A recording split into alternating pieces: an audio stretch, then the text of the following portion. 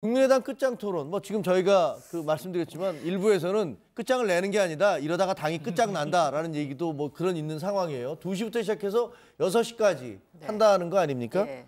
그 이전에 어저께는 또 안철수 대표가 전 현직 지도부하고 오찬을 했다 그러나요? 식사도 같이 했다 그러는데 어떻게 될 것 같습니까? 어떤 얘기들이 나왔어요? 그러니까 이제 정말 끝장이 날까 봐서 이제 사전에 약간 조율을 하고 그러니까 서로 의견을 나누는 그런 자리를 가졌는데 이제 그거 끝나고 난 다음에 그 비서실장격인 안 대표의 비서실장격인 지금 송기석 의원이 얘기를 한 게 있어요. 통합 갈등에 대한 일정 부분 오해를 풀었고 그리고 흔들리는 호남 민심하고 당내 이 혼란을 우선 수습하기로 전체가 의견을 모았다. 그럼 어저께 뭐 해결이 됐다 이런 얘기네. 그렇죠. 그리고 나와서 이 호남 출신 의원들도 뭐라고 얘기를 했냐면 우리가 오늘 이 의총회 전체 모임에서 끝장 토론에서 그래도 너무 서로를 상처를 내는 말은 하지 말자. 이제 이런 쪽으로 이제 의견을 모았다고 했었거든요. 네. 그래서 이제 오늘 모임이 좀 괜찮게 가나 싶었는데 바로 안 대표가 불을 질렀어요. 안 대표가 그 다음번에 당원들한테 보낸 합리적 개혁 세력의 연대 통합의 빅텐트를 치자. 이런 이 문자 메시지에서 결국 뭐냐면 통합을 해야 된다라는 얘기를 다시 했고 통합을 하면 우리가 2당으로 올라갈 수 있고 2당으로 올라가면 그 다음번에 집권할 수 있다. 이런 내용의 이제 또 청사진을 제시를 한 거죠. 그러니까 지금 보면 16일, 17일, 20일 날 계속 이제 저렇게 주장을 해왔는데 한 번도 통합을 통합 주장을 중단한 적이 없군요. 그렇죠. 후퇴한 적 없습니다, 사실은. 근데 그러니까 어제 했던 얘기가 후퇴가 아니었다는 얘기인 거죠. 그러면은 다시 호남 중진 의원들이 이 부분에 대해서 신뢰할 수 없는 지도자는 믿을 수 없다라는 얘기가 나오는 거고 박지원 전 대표의 경우는 그 부분에 대해서 날씨도 추워 죽겠는데 무슨 지금 나가서 텐트를 치자는 거냐 이제 이런 식의 얘기를 하면서 텐트도 날 좋을 때 쳐야 되는 거지 그러면서 계속해서 다시 또 말싸움이 지금 시작된 상황이었거든요. 그렇군요. 그래서 아마 안의 분위기가 그렇게 좋지는 않겠다라는 생각이 지금 듭니다. 자, 조 전 의원 이제 2시부터 6시까지 사실 저런 문제가 끝장 토론을 한다고 해서 뭐 해결이 될지는 잘 모르겠어요. 원래는 이게 마쿠에서 서로 충분히 얘기를 하고 시작을 해야 되는데 저렇게 이수기 기자가 얘기한 대로 갈등이 있는 상태에서 토론을 시작하니까 어떻게 될 것 같습니까? 그리고 바른정당도 이제 이 결과를 보고 우리도 토론하겠다, 끝장 토론하겠다 이러고 있잖아요. 예, 국민의당이 그 끝장 의총 토론에서 안철수 대표 주장대로 연대 통합으로 가자고 결론 날 가능성은 별로 없어 보이고 그렇겠죠.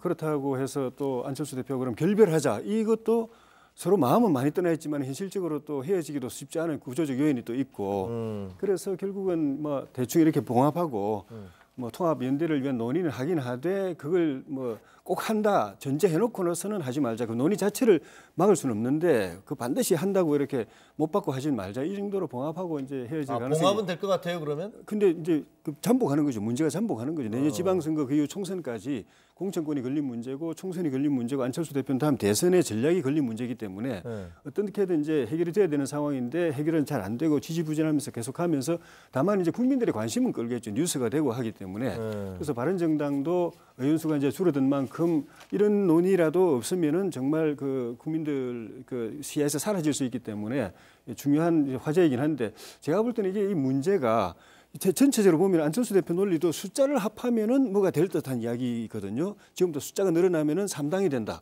그다음 또 잘하면 2당도 될 수 있다. 그다음에 이제 정권 잡는다. 이런 식의 이야기거든요.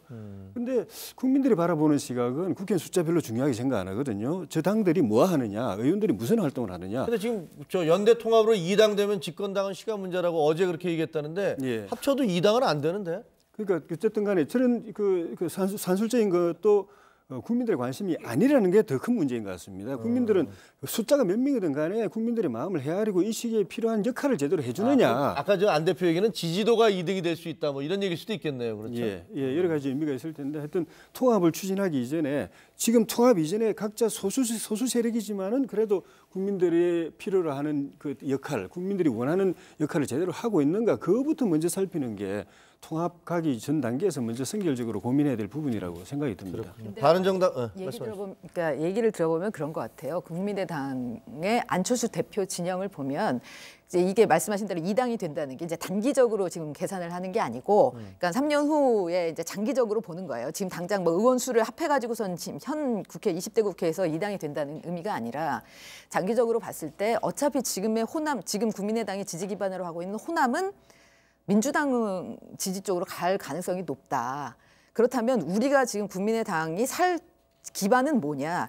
자유한국당은 보면은 자유한국당 지금 지지율이나 자유한국당이 하고 있는 걸 보면 의원 수는 많지만 나중에는 오히려 축소될 가능성이 높다. 특히 극우로 가면서 보수 진영에서도 아마 그 제대로 평가를 받지 못할 가능성이 높으니까 중도가 그냥 빈다. 중도가 비는 자리를 우리와 바른정당이 합해서 들어가야 된다라는 좀 큰 그림을 지금 그리고 있는 것 같아요. 그러니까 극중주의라는 얘기를 계속했잖아요. 극중주의라는 그 부분에 대해서 아직도 좀 꽂혀 있는 상황인 것 같고요. 그 극중주의를 향해 가는 굉장히 긴 먼 장도에서 지금 어떤 그 단추를 꿰야 될 것인가에 대한 고민들을 하고 있는 거고 그거를 얘기를 하고 있는 것 같습니다. 알겠습니다. 지금 화면에